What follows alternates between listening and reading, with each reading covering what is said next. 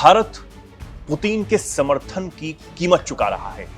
यह बयान अब अमेरिका से सामने आया है। जी हां, और ऐसे वक्त में जब भारत ट्रंप के दादागिरी वाले टैरिफ का हर तरीके से तोड़ निकालने में लगा हुआ है, न सिर्फ भारत में बल्कि अमेरिका में भी। हमने आपको खबर दिखाई थी किस तरीके से अमेरिका में एक लॉबिस्ट जो है उनको हायर किया गया है ताकि ये जो तल्खियां हैं अमेरिका और भारत के बीच में उनको कहीं ना कहीं कम किया जा सके, ट्रंप को समझाया जा सके कि वो जो कर रहे हैं वो गलती है। हालांकि ट्रंप के इर्द गिर्द लोग उनको उनकी गलती का एहसास दिलाने की भरपूर कोशिश कर रहे हैं, लेकिन ट्रंप अभी तक तो नहीं समझे हैं। उस पर भी आएंगे, लेकिन अभी जो भारत और पुतिन की दोस्ती पर कहा गया है उस पर जरा बात कर लेते हैं। दरअसल ट्रंप के बेहद करीबी सीनेटर हैं, उनकी तरफ से बयान सामने आया है। लिंडसे ग्राहम, उन्होंने भारत पर एक बड़ा और गंभीर आरोप लगाने का काम किया है। यह आरोप अब ऐसे समय में लगाया गया है जब हाल ही में रूस ने एक बड़ा हमला यूक्रेन पर करने का काम किया और उसकी गूंज यूरोप तक सुनाई दी थी। यूरोप के तमाम नेता सोशल मीडिया पर रूस के इस हमले की कड़ी निंदा करते हुए नजर आए थे और यूक्रेन का साथ देते हुए नजर आए थे।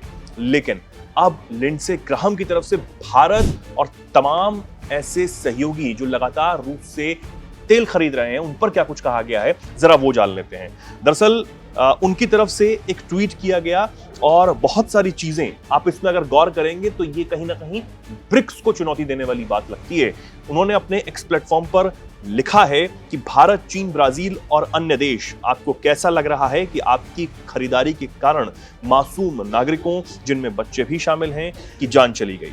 वो आगे लिखते हैं, भारत पुतिन का समर्थन करने की कीमत चुका रहा है, बाकियों को भी जल्द ही इसका एहसास होगा। यानी कि लिंडसे ग्राहम ये कहना चाहते हैं कि भारत पर जो 50% टैरिफ यानी कि 25 और उसके बाद पेनल्टी के रूप में 25% टैरिफ लगाया गया है, अब वो कहीं ना कहीं और देशों को भी झेलना पड़ सकता है। यह संकेत है उन देशों के लिए जो रूस से लगातार व्यापार करते हुए नजर आ रहे हैं।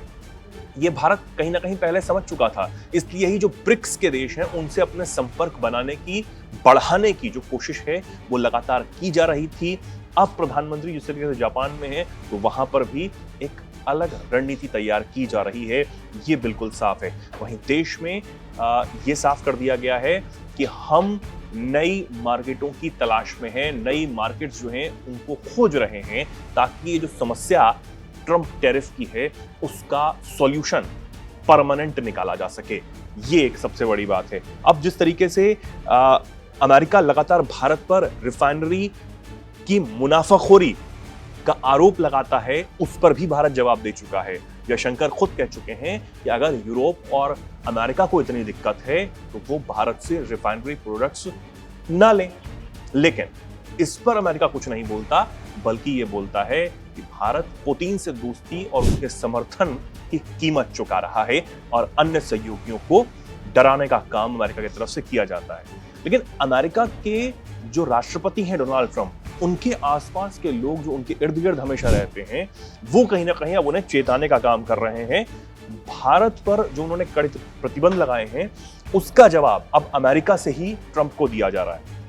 हाउस फॉरेन अफेयर्स कमेटी के डेमोक्रेट्स हैं, उन्होंने इस ट्रंप टैरिफ को, इस गलती को, ये इसके बारे में लिखा है कि अमेरिकियों को चोट पहुंचाने और भारत अमेरिका संबंधों को बर्बाद करने वाला ये फैसला है। अब यूएस फॉरेन अफेयर्स कमेटी के डेमोक्रेट्स की तरफ से इस मुद्दे पर कई जो पोस्ट हैं वो किए गए, जिनमें आरोप लगाया गया कि ट्रंप प्रशासन ने रूस से तेल खरीदने पर सिर्फ भारत को ही निशाना बनाने का काम किया, जबकि चीन और कई अन्य देश हैं जो कहीं ज्यादा मात्रा में रूस से तेल खरीदने का काम कर रहे हैं, रूसी ऊर्जा आयात कर रहे हैं, लेकिन उन पर ऐसी कोई पाबंदी अमेरिका की तरफ से नहीं लगाई गई है।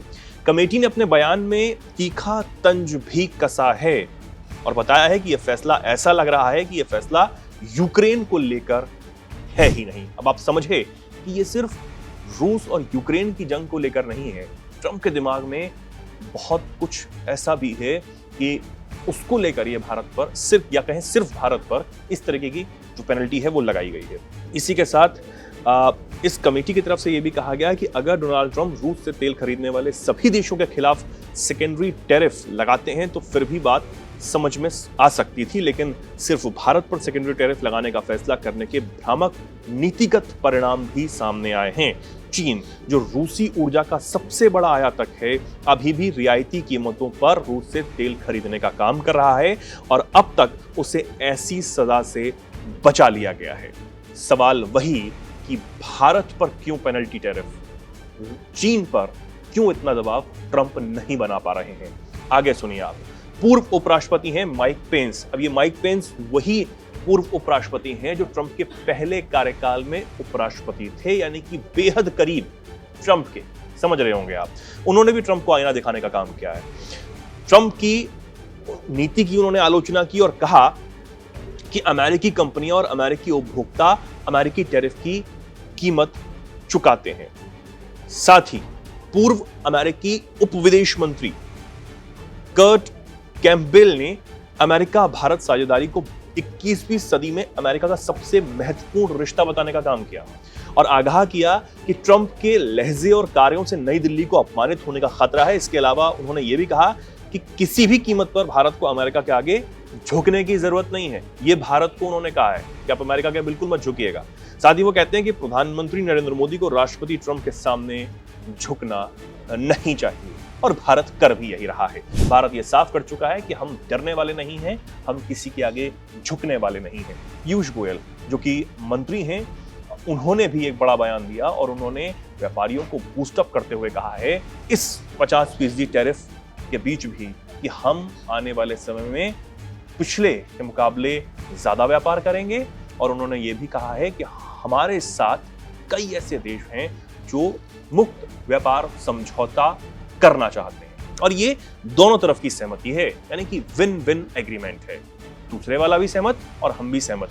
हम समय लेकर काम करते हैं, कोई जल्दबाजी नहीं करते हैं और यही वजह है कि इस ट्रंप टैरिफ की दादागिरी के बीच भी, चाहे वो खाड़ी देश हो या फिर हाल ही में हुआ UK India free trade agreement, वो सबसे बड़ा उदाहरण है कि भारत के साथ तमाम बड़े देश एक एक करके अब फ्री ट्रेड एग्रीमेंट पर साइन करना चाहते हैं। अब ये ट्रंप को आईना तो दिखा रहा है, लेकिन शायद ट्रंप आंखें मूंद कर बैठे हुए हैं।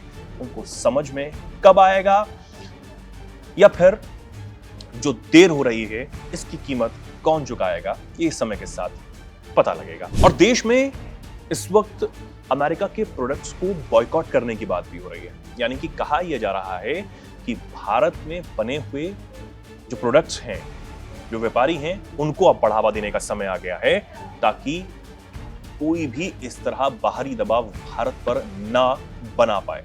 इसलिए जरूरी हो जाता है कि बाहर के प्रोडक्ट का बहिष्कार करना होगा और भारतीय प्रोडक्ट्स को आगे बढ़ाना होगा। हालांकि लोगों में इसकी चर्चा है, लेकिन प्रधानमंत्री से लेकर राष्ट्रपति तक भारत में जो बने प्रोडक्ट्स हैं उनको इस्तेमाल करने की अपील लगातार की जा रही है। आप इस पर क्या सोचते हैं? क्या सच में जो अमेरिकन प्रोडक्ट्स हैं उनका बहिष्कार किया जाना चाहिए? जो भी कुछ आपकी राय, जो भी कुछ आप सोचते हैं, कमेंट सेक्शन में जरूर लिखें और ऐसे ही जुड़ रहें, देखते रहें दैनिक जागरण। नमस्कार।